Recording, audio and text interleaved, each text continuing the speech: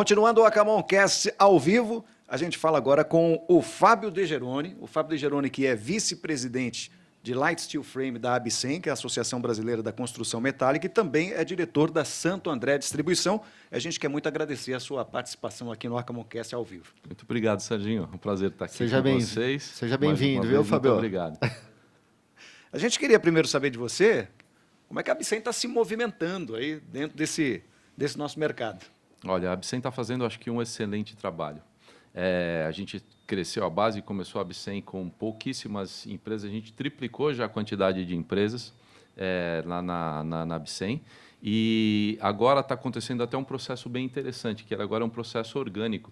Os últimos sócios vieram não mais porque a gente tinha uma rede de relacionamento, mas sim porque eles estão vendo o nosso trabalho e já se filiando à ABSEM. Então, ela está se tornando, acho que, essa referência do mercado de construção metálica de Light Steel Frame, né? Ela já é uma referência, a associação tem muito tempo, tem mais de 60 anos de atividade, e em Light Steel Frame o mercado está crescendo, como o próprio Gilberto disse, está crescendo assustadoramente, os números estão mostrando uma coisa bem legal, que eu vou falar um pouquinho mais para frente, e ela está se tornando a referência do setor para a gente organizar essa questão da construção a seco, porque a gente tem que tomar um cuidado muito grande, né? Já está acontecendo este crescimento, ele é um fato, ele não é mais, como o Gilberto falou, não é mais um futuro, ele é um presente, e a gente precisa tomar o cuidado de fazer isso numa fundação sólida, porque se a gente fizer um passo errado, a gente vai matar um sistema maravilhoso, um sistema excepcional. Não é um sistema extremamente complicado, é um sistema também não é simples de jeito nenhum, mas ele tem que seguir suas regrinhas, você tem que fazer os processos corretos de materiais com qualidade, mão de obra com qualidade. Fazendo isso, é um processo ímpar, tá? E a gente precisa fazer ele crescer sólido, né? E a ABSEM está com essa missão e eu acho que está cumprindo ela muito bem. Fábio, antes da gente explicar esse movimento da ABSEM, a tua história no mercado do aço, ela é longa, né? Conta aí, faz um resuminho rápido, o que a Santo André é no mercado, né? Você também já esteve atuando em algumas diretorias da ABSEM. Fala sobre isso para depois a gente voltar e falar no Light Steel Frame, nas iniciativas da ABSEM. Legal. A Santo André tem mais de 40 anos, né? Nós completamos 40 anos o ano passado, e eu já nasci, né, dentro de um ambiente de metalúrgico, né? Meu pai foi a primeira distribuidora de ferro e aço do ABC. Eu já nasci fazendo construção metálica, né? Meu pai depois ele era um italiano fantástico, aquele cara bem cheio de energia. Muito. E aí no final ele era construtor aeronáutico, começou a fazer aviões, e não é que ele fazia aviões e trazia um modelo americano para montar no Brasil. Ele chegava na prancheta, ele sempre foi projetista de máquina, ele chegava na prancheta, desenhou, construiu, fez o protótipo, montou os gabaritos, o avião voou e tal, e infelizmente ele em 2015 veio falecer. Então eu nasci dentro desse segmento de construção. Na ABSEM, a gente começou a fazer telha metálica há um bom tempo, a gente participou bastante desse crescimento. Eu fui responsável por fazer a norma BNT 14513, 14514 em 2000, lá pela ABSEM, e estava justamente nesse segmento de construção, e eu fui diretor de desenvolvimento de mercado nesse tempo. A gente também fez a Construmetal lá na ABSEM, e a gente fez uma coisa muito legal nas primeiras Construmetais. A gente trouxe o pessoal do Chile para palestrar no Brasil, porque o Chile é referência mesmo na América Latina, é um case de sucesso muito interessante. A gente até falou um pouco disso no outro Acamoncast. E a gente fez esse desenvolvimento dentro da ABSEM, que foi muito legal. Mas a minha história é essa. Eu nasci dentro da construção metálica, eu já aprendi, meus brinquedinhos de criança era ficar fazendo caminhãozinho, carregando bobina, era para apertar parafuso. Eu nasci nesse segmento, né? E a Santo André, ela agora está buscando esse desenvolvimento, justamente enxergando o mercado do futuro, tá? Está exponencial esse crescimento, e a gente aposta muito que o futuro é a construção a seco, a construção de Light Steel Frame, e por isso a gente está se dedicando tanto a esse novo mercado, né? Bom. Bacana. A ABSEM, ela claramente ela tem uma relevância muito grande no mercado. Uhum. E essa vice-presidência que vocês criaram, como que foi a tua experiência? Né? Você recebeu o convite para... explica um pouquinho e as ações que estão sendo feitas nesse momento. Legal. O Gilberto colocou muito bem.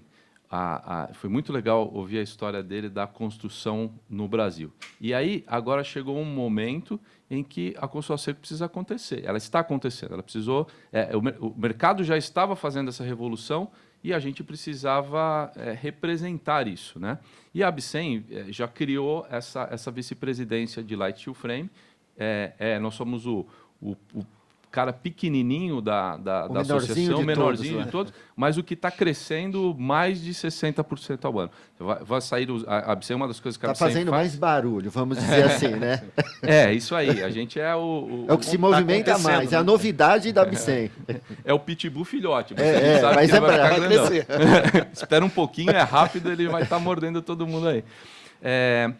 E aí, já tinha essa vice-presidência, e daí eu fui convidado pela experiência até que eu tinha de desenvolvimento, de estar fazendo também a norma de Light Steel Frame. O Fábio está participando intensamente. Aliás, boa parte do que está acontecendo na Abcem é graças ao Fábio Din pelo trabalho dele. Maravilhoso o trabalho que o Fábio está nos ajudando lá. O convite justamente foi montar uma vice-presidência, uma diretoria pequena, mas muito bem... muito técnica, com a Maria Tereza, o Marcelo Micali, o Fábio Din. Somos poucos, mas a gente quer fazer essa revolução acontecer. E agora está vindo a norma a norma já está... ela está para ser publicada, ela já foi elaborada, ela já foi para análise pública, já foi feito os contrapontos e agora ela precisa ser publicada. Tá? A BNT está um pouquinho atrasada, mas eu acho que mais a questão de um mês, e no máximo em dezembro, a gente tem... parece que ela tem que ser publicada, né? Não tem mais nada, só falta a BNT publicá-la. A partir dali, a gente tem agora um sistema convencional, e isso vai dar um salto na construção, né? A gente vai ouvir também a Fernanda falar aí, mas você vê já o movimento também dos bancos e das agências financeiras se preocupando com esse fato que está acontecendo. A gente precisa estruturá-lo e organizá-lo, né? E agora a norma já vai vir para regular o processo. Então, agora a gente já tinha a norma de produto, por exemplo, o Light Steel Frame já tem norma faz um bom tempo, placas têm normas faz algum tempo, mas agora a gente tem uma norma do sistema. E isso vai dar um salto, porque a gente agora sabe como que qual que são as normas para se construir isso. Paralelamente, também a gente tem a norma de desempenho que já aconteceu e que agora ela começa a fazer pressão. E a gente vai ver que os sistemas, como são construídos no Brasil, eles atendem muito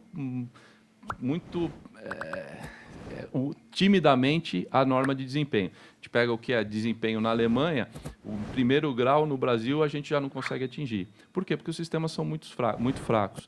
E os sistemas construtivos eles vêm dar esse respaldo. Então, a gente tem que fazer ele bem executado e ele vai dar o resultado que a gente precisa. Por exemplo, acústico e tudo mais. Né? Bacana. Fábio, como que você está enxergando o mercado? De quantos anos para cá, a gente pode dizer, que você percebeu que o termo Light Steel Frame, as construções industrializadas, elas adquiriram mais força? Tiveram, assim... uma percepção maior que está acontecendo algo mais forte agora.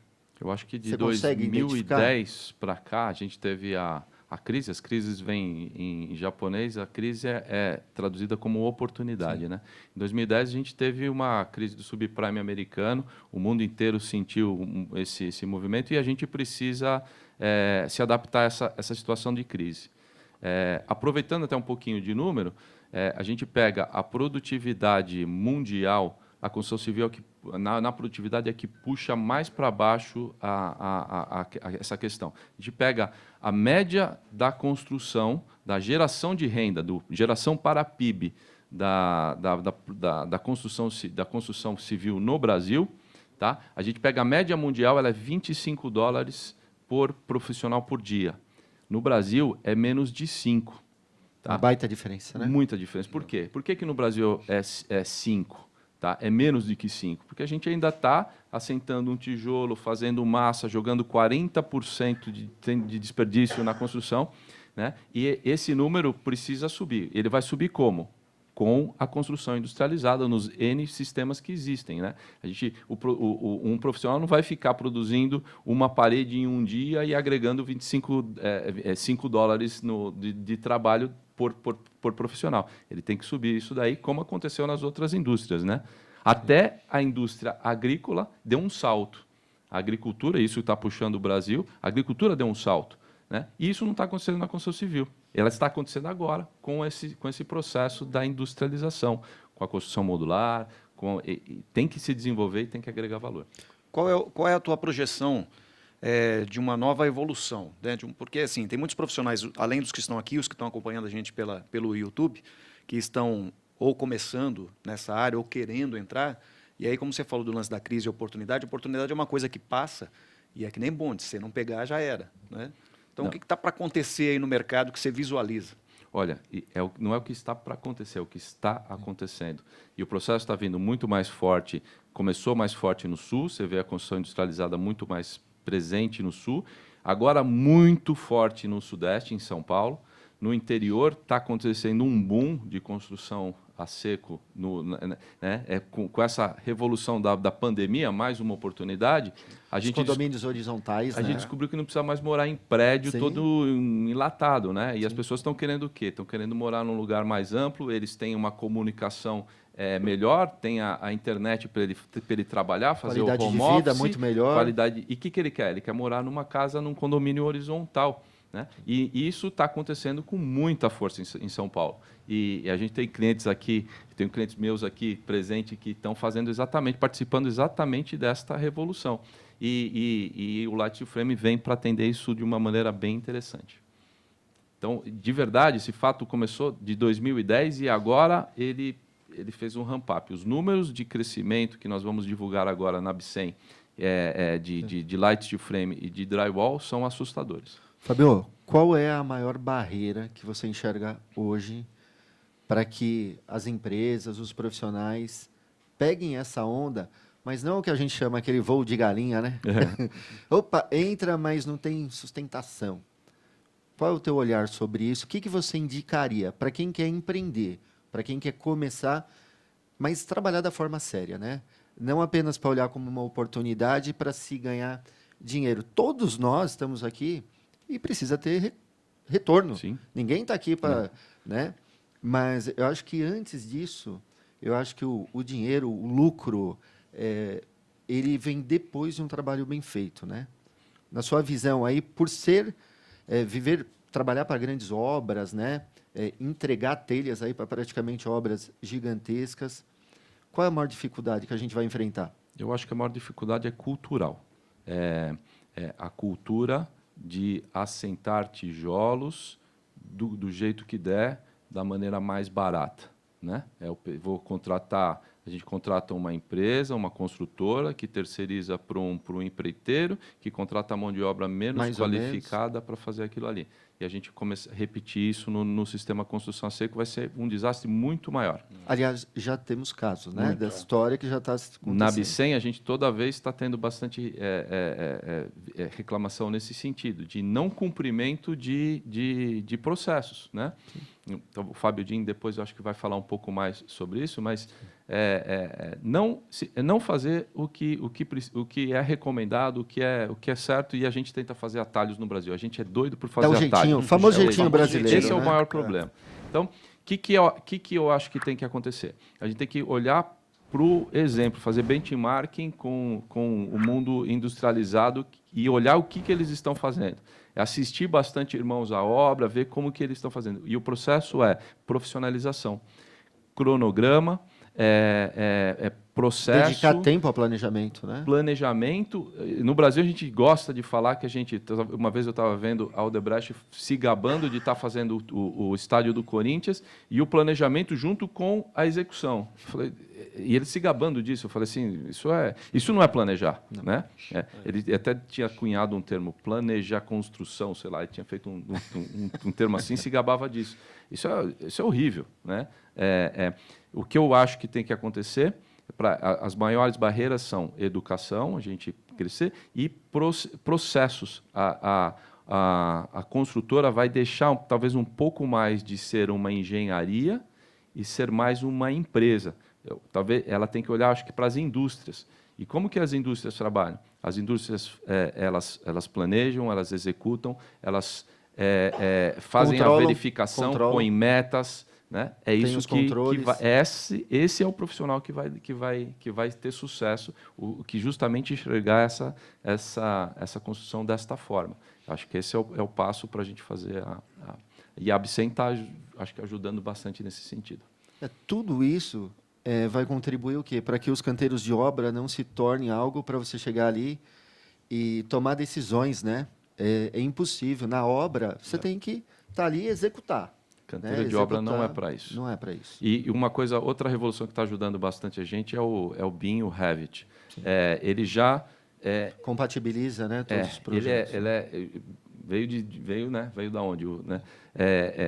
Ele justamente vem para dar uma ferramenta de controle para fazer esses processos se juntarem. Os ajustes necessários. E ser uma questão. O Saulo está aqui e ele falou alguma coisa para mim que me chamou a atenção. Ele falou assim: sabe qual que é a chave de sucesso?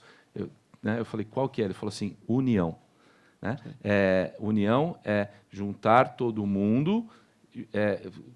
Tanto o pessoal que está, o operário que está fazendo aquilo, o projetista, o cliente, os fornecedores, e é muito mais barato planejar e errar enquanto você está fazendo papel. Por quê? Porque o canteiro de obra não é lugar para tomar decisão.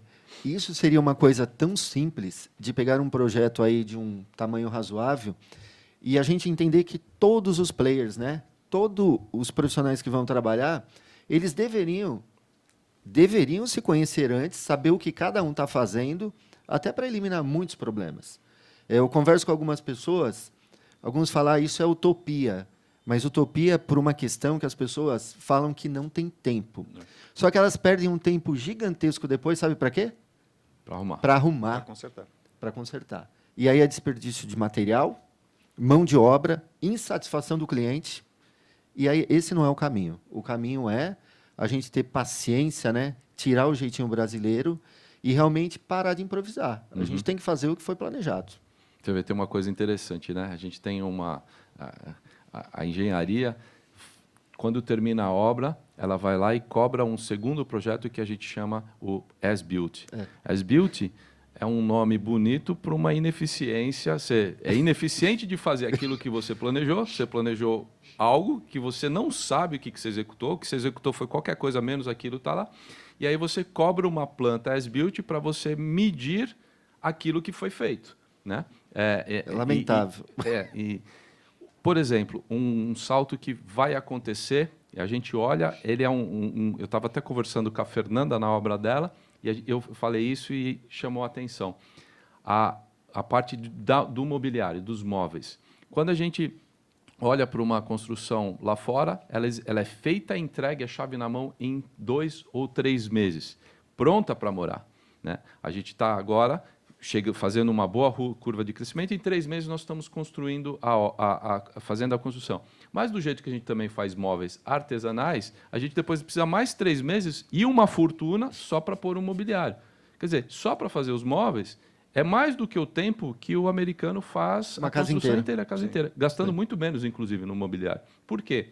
Porque o que foi planejado é o que está executado. E ele fez uma construção que eu falo que ela começa de dentro para fora.